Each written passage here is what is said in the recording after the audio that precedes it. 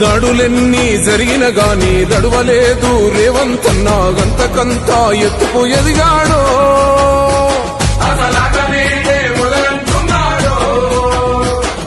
మొక్కనాడు ఊకోలేదు ఒక్కడయ్యి కొట్లాడాడు అందుకే పెద్ద నాయకుడయ్యాడో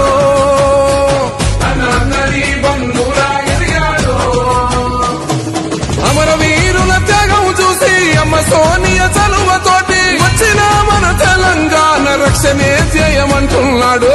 రంగుల జెండా పట్టి సింగమూల